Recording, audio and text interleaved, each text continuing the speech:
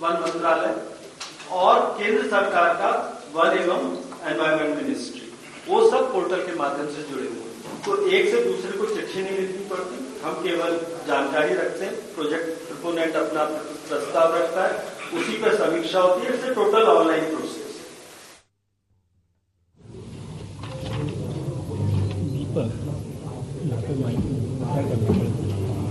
उल्टा करना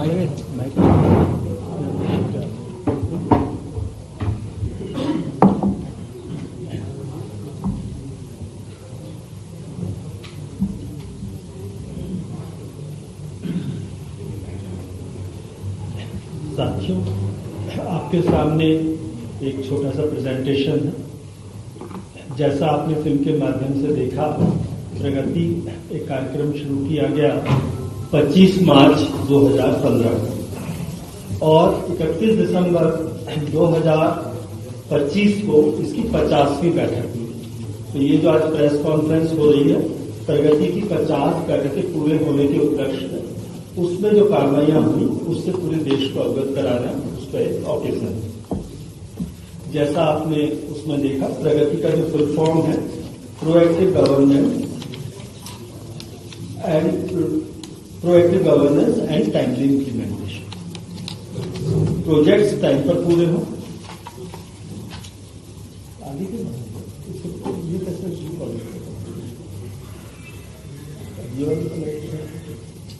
Chandramouli slide counter शुरू करेंगे। स्लाइड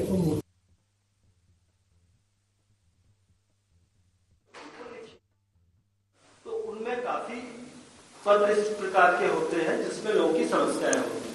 तो इन समस्या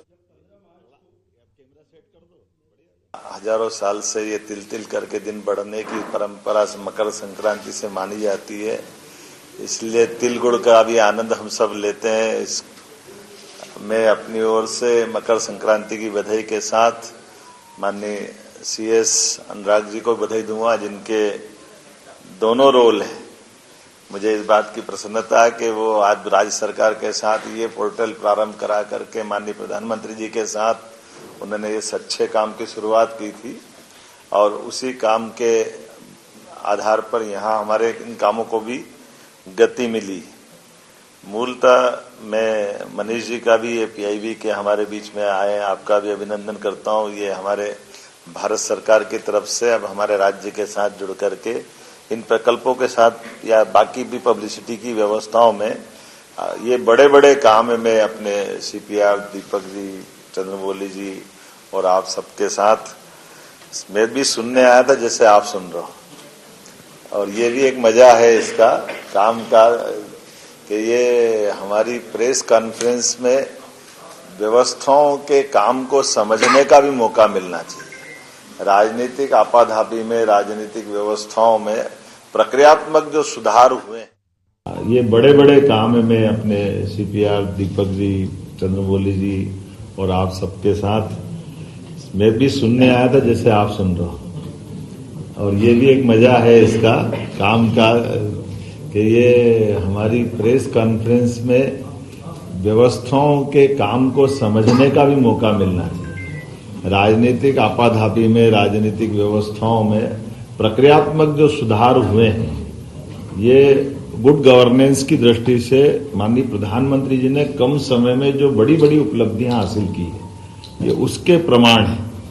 क्योंकि ये हवा में कुछ भी नहीं है, जो है आधुनिक तकनीक के बलबूते पे समय सीमा के अंदर देश के वो राजनेता जिनके पास देश और दुनिया की तमाम जवाबदारियां हैं, लेकिन उन जवाबदारियों के बावजूद भी बारीक से बारीक बातों पे पकड़ के साथ उस पे काम करना, प्रक्रियात्मक सरलता के साथ काम करना, व्यवस्थाओं पे ध्यान देना और जवाबदार पूर्ण तरीके से सरकार की छवि दुनिया के सामने बनाना।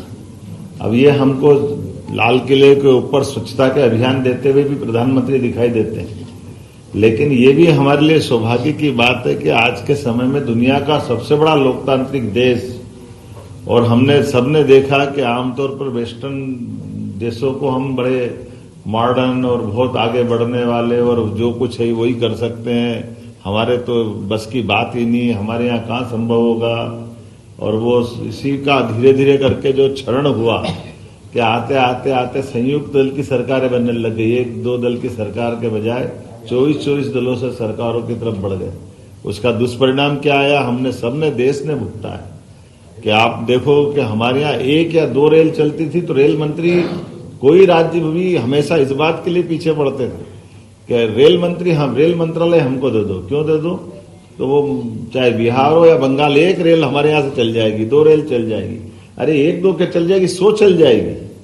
आज बदलते दौर में वो रेल मांगना, रेल मंत्री का बजट का मूल बजट के साथ जोड़ना, वो अंग्रेजों की पद्धतियां, ये जो गए जमाने जब अंग्रेजों ने रेल अपने लिए स्टार्ट की थी तो उनने उस रेल के ऊपर अपना नियंत्रण रखा था, क्योंकि उस समय स्टेट अपने अपने बजट से चलते थे तो रेल का खर्चा भी वो स्टेट से निकलवाते थे, लेकिन ट्रांसपोर्टेशन का पूरा लाभ अपने पास रखते थे, पकड़ अपने पास चलाते थे। लेकिन ये छोटी छोटी बातों पे ध्यान नहीं जाने का दुष्परिणाम क्या निकला। लेकिन आज मुझे इस बात की प्रसन्नता है कि आज हमारे देश के साथ विकास का भी और विकास के साथ भविष्य की आवश्यकताओं का दृष्टिकोण भी कितना युक्ति युक्त होना चाहिए, या इसको ज्यादा शब्द और प्यूरिफाई बोलो तो तीक्ष्ण होना चाहिए कि आज मैं जब थोड़े दिन पहले असम की यात्रा से लौट के आया और असम के अंदर नागालैंड, मिजोरम और ये जब हमने इन्वेस्टर समिट की तो इस प्रकार से जब उनने बात, वहां एक पंजाब के एक सरदार जी आए हुए थे इन्वेस्टमेंट कर लिए वहां के मुख्यमंत्री और उनसे बात करने, तो मैंने कहा आप हमारे यहाँ करो। तो हमने कहा आपके यहाँ क्या दे रहे हो? तो हमने कहा हम भी वही दे रहे हैं, 100 करोड़ के होटल डालोगे 30 करोड़ का आपको अनुदान दे देंगे। उन्होंने कहा ये तो हो गया, अब जीएसटी में क्या कर रहे हो? अब हमारा तो दिमाग घूम गया, जीएसटी में क्या करें हम, तो जीएसटी तो भारत सरकार करेगी, जीएसटी तो जो लगेगी वो तो लेना पड़ेगी। उन्होंने कहा नहीं, यह पूर्वोत्तर राज्यों में भारत सरकार के द्वारा 20 साल तक जीएसटी भी माफ कर दिया। अब ये जो दृष्टिकोण है कि पूर्वोत्तर राज्यों का डेवलपमेंट कराना है तो उनको ये अलग से और क्या प्रमोशन कैसे देना चाहिए। उन्होंने कहा ये प्लाट और भूखंड और इनकी व्यवस्थाओं की जो लागत और उस सब में भी, तो बॉर्डर के अंदर तक सड़क पहुंचाना, बॉर्डर के अंदर तक रेल की लाइन डलवाना, भविष्य में चुनौती के लिए आने वाले समय में जब देश की सीमा सुरक्षित होगी तो देश अच्छा चलेगा। तो ये जो भविष्य की दृष्टि से योजना बनी। और आज भी देखो कितनी अच्छी बात, अभी अनुराग जी बता ही रहे थे कि ये गोंदिया जबलपुर की बात करें तो गोंदिया जबलपुर बोलने से केवल नाम ध्यान में आता है कि गोंदिया जबलपुर है, लेकिन गोंदिया जबलपुर में उसमें जो दूसरी चीज देख रहा हूं कि हमारे पास जबलपुर से आने जाने के लिए आज अपना एक रास्ता है बालाघाट, मंडला, सिवनी से नागपुर, मुंबई, कलकत्ता, चेन्नई सीधे जोड़ने का। अब काहे के लिए इटारसी लाओ बार बार जबलपुर से, नहीं तो हम हमेशा जबलपुर ही आना, जबलपुर इटारसी आना पड़ता था। अब इसके बदले में क्या हुआ, सीधा वहीं से कलकत्ता और चेन्नई और सीधी ट्रेन निकल जाएगी जब आगे जाकर गोंदिया से। तो ये जो अंदर के रास्ते हैं, जैसे उदाहरण के लिए अभी अपने को 18,500 करोड़ की रेल लाइन मिली इंदौर मनमाड़, ये प्रगति पोर्टल का लाभ है कि सीधे यहाँ से अभी वापस रतलाम जाओ, रतलाम से गुजरात जाओ, गुजरात से बंबई जाओ, जरूरत नहीं, सीधे ही डायरेक्ट मनमाड़ निकाल दी इंदौर से, उज्जैन होके। तो ये अपने लिए भविष्य की दृष्टि से एक एक करके कितनी सारी बातें हैं, लेकिन जो मूल बात अपने बीच में है कि राज्यों के बीच राजनीतिक दृष्टि से भले ही हमारी प्रतिद्वंदिता है, मतभिन्नता है, लेकिन देश की दृष्टि से हमारे लिए तमिलनाडु का भी वही महत्व है जो केरल का महत्व है। विभिन्न राज्यों के बीच में विकास के मामलों को लेकर के इस प्रगति पोर्टल में मूलभूत जरूरी चीजों के लिए केंद्र राज्यों के बीच, जैसे भूगर्भ संपदा का अगर दोहन करना है तो देश के हित में वो कैसे हो सकता है, तो वो हमारा झारखंड जैसा राज्य हो, वहां पे भी अगर फॉरेस्ट की दिक्कत है तो उस पोर्टल में किसी की जरूरत नहीं, वो अपने आप ऑटोमेटिक हमारे यहाँ के वरिष्ठ अधिकारी, भारत सरकार के वरिष्ठ अधिकारी और इन समस्याओं को सूचीबद्ध करते हुए अपने आप सॉल्व कर लेंगे। अभी थोड़े दिन पहले मैं पीएम से मिलने गया तो वहां 2 मुख्यमंत्री बैठे हुए, रेवंत रेड्डी जी और एक और मुख्यमंत्री। तो हमने कहा आप यहाँ कैसे आए, तो बोले हमारे राज्यों के मसले को लेकर आए। तो हमने कहा ये तो मजाक करी, मेरे परिषद के साथी रेवंता, हम परिषद में पहले थे, आजकल वो कांग्रेस में है। तो हमने कहा ये तुम यहाँ कैसे, अरे बोले साहब आपकी सरकार में सबसे ज्यादा मदद हमको मिलती है, क्योंकि हमने अपनी प्रक्रियात्मक व्यवस्थाओं में बात करना चालू करी और मोदी जी और सरकार से कोई कष्ट ही नहीं आता। इसलिए उनने एक उदाहरण दिया, मैं आपको सबको शेयर कर सकता। उदाहरण हमने दिया कि ये जो हमारे राज्य का बंटवारा हुआ तेलंगाना और आंध्र के बीच में, तो तेलंगाना में हमारे पास आ गया, हैदराबाद हमारी पुरानी राजधानी है, अब उनने अमरावती नहीं बना दी, तो अमरावती के लिए पूरा इंफ्रास्ट्रक्चर और वो उनको आंध्र प्रदेश को अपना खड़ा करने के लिए मौका मिल रहा है। अब हमारी अपने हैदराबाद के लिए क्या करें, तो उन्होंने कहा हैदराबाद के लिए हमने उसी तर्ज पर 30,000 एकड़ का बड़ा प्लान लिया, और बड़े प्लान में एयरपोर्ट से लेके बहुत सारी चीजें उनने सब कुछ जोड़ के देखा, जो एक तरह से आंध्र वाले कर रहे हैं। तो बोले ये सब इतना पूरा प्रोजेक्ट हमको भारत सरकार की मदद से मिला। तो ये अपने आप में उदाहरण बताता है कि ये राज्यों के बीच मत की जिस दिन सरकार बनती उस दिन अनाउंसमेंट हो गया, लेकिन चुनी हुई सरकार सब एक है, राज्य कोई भी हो, देश तो एक है। ये बड़े मन से काम करना, ये उदाहरण है। ये उसी प्रकार का उदाहरण है जैसे केन बेतवा नदी जोड़ो अभियान, अभी अटल जी के टाइम चलना था, लेकिन ये चलते चलते खसकते खसकते माननीय मोदी जी के यहाँ तक आया। लेकिन इसी योजना में हमको ध्यान में आया कि 1 लाख करोड़ का निवेश, उसमें 50,000 करोड़ भारत सरकार दे रही, हमारा तो 5% लग रहा है। और अगर इंजीनियर ढंग से प्लान बनाते तो वो हमारा बहुत सारा तो काम वैसे हो जाएगा। ऐसे पीकेसी योजना, पार्वती काली सिंह चंबल योजना, ये राजस्थान से 20 साल से चल रहा था मुझे। और मजे की बात ये कि इसकी मॉनिटरिंग भी वहां से होती है, हम कोई कागज आगे पीछे देने में हो जाए तो उनकी चर्चा होती।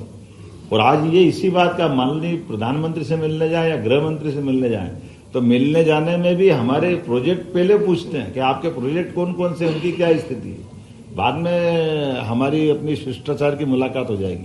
तो ये बदलते दौर का समय है, और इसके आधार पर निश्चित रूप से मैं मान के चलता हूं कि अद्भुत समय चल रहा है। ये सारे प्रोजेक्टों की बात मैं दोबारा नहीं दोहराऊंगा, माननीय सीएस ने रख दी है।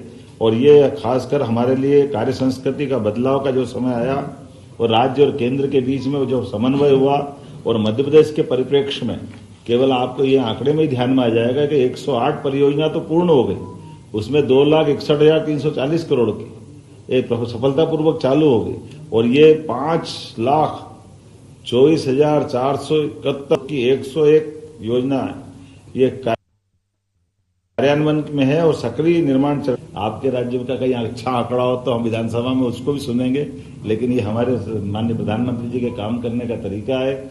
मैं तो ये देख के आनंद आ गया, 49% की प्रोग्रेस और 67% की ये जो आपने आंकड़ा बताया है। और इसी के साथ साथ ये लंबी बातें तो क्या है, लेकिन सच में 20 परियोजना अधोसंरचना की पूरी हो गई, 19 कार्यान्वयन में है, 97% की सफलता है। और केंद्रीय योजनाओं में रेल मंत्रालय की 14 परियोजना, सड़क मंत्रालय की 13 परियोजना, विद्युत मंत्रालय की 5 योजनाएं, और रिन्यूएबल एनर्जी को तो ऐसा प्रोत्साहन दे रहे हैं कि हमारे यहाँ सबसे भाग्य से इसी तीनों तरह की रिन्यूएबल एनर्जी की संभावना है। और वनों के मसले भी हमारे पास बहुत है, लेकिन वनों के मामले में भी, और ये प्रधानमंत्री जी की उदारता भी है कि हमारे यहाँ राज्य में आके चीते भी छोड़ते और जन्मदिन भी मनाते हैं। ये हमारे लिए सौभाग्य की बात है। पीएम मित्रा पार्क के माध्यम से हमारा पूरा ये कपास का किसानों का 6 लाख किसानों का जीवन बदलने का कितना बड़ा निर्णय है। मैं आज बहुत ज्यादा नहीं बोलता हूँ, संक्रांति है, पतंग उड़ाना है, बहुत सारी जगह जाना है, तो अपने लिए आप अपनी तरफ से इसको अपन समेटते हैं। कोई जरूरी बात हो तो जरूर कर सकते हैं।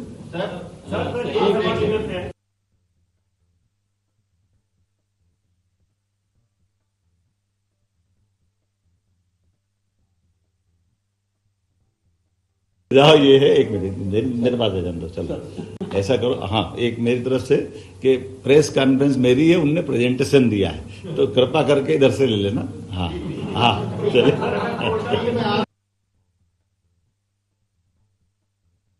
बता देगा मदन जी। हाँ, आप ये पहले जरा आगे वाले को दे। हाँ।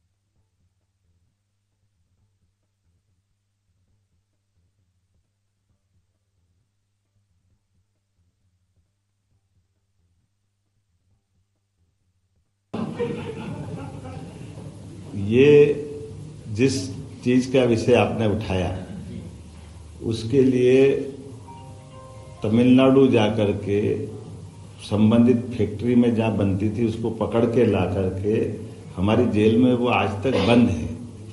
ये हमारे अपनी प्रशासन की व्यवस्थाओं का परिणाम है। एक बात आपको और बता दूं, मैं अभी 2 दिन पहले नागपुर गया था। नागपुर क्यों गया था ये भी बता देता हूं। मुझे ध्यान में आया कि जबलपुर से लेकर छिंदवाड़ा तक के, बल्कि बैतूल के यहाँ से हमारे सारे बड़े बड़े हॉस्पिटलों के इलाज अधिकांश लोग हमारे राज्य के, जो भौगोलिक एरिया बहुत बड़ा है तो ये कुछ कुछ कारण से उधर ज्यादा इलाज पर निर्भर करते हैं।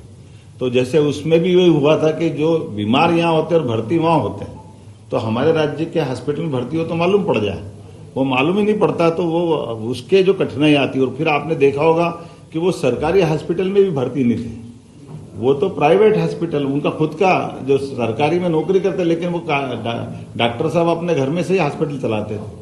उनकी बल्कि उनकी पत्नी के पास फार्माकोस का लाइसेंस, वही थोक के सप्लायर भी वही, और उनका ही मेडिकल स्टोर। तो वो कई दिन तक तो उनको ही नहीं समझ में आया कि उनकी बीमारी से हुआ क्या है। अब मैं उस पर इसलिए आप विस्तार से पूछो तो अलग से बता दूंगा, लेकिन कोई बात, अब इस विषय पे अपन इस तरह से करेंगे कि हमारे द्वारा जो वहां पे संबंधित, ये अभी जैसे सैंपल जांच की लेब नहीं थी तो हमने पूरे संभाग में पहले लेब खुलवाना चालू कर दी, क्योंकि अगर कोई गलती हो रही तो भले हमारा राज्य में नहीं बन रहा लेकिन हमारे राज्य के लोगों को नुकसान हो तो मालूम तो पड़ जाए। तो इसलिए मैंने खुद ने इंदौर में शुभारंभ कर दिया, जबलपुर में शुभारंभ कर दिया, भोपाल में ऑलरेडी इसकी क्षमता बढ़ा दी, ग्वालियर, इंदौर, उज्जैन में भी खोलने वाले हैं। क्योंकि ये क्या होगा कि जैसे जैसे टेक्नोलॉजी आएगी तब पकड़ में भी आते जाएंगे। अब डावोस में क्या लाना ये पूछ रहा है, तो डावोस में थोड़ा एक संकट मेरे साथ ये आया कि मैं तो 18 से जा रहा था, अब मैं भी पहली बार जाऊंगा, मैं क्या लूंगा अभी जाके देखूंगा, फिर मालूम पड़ेगा क्या लाना है। अभी तो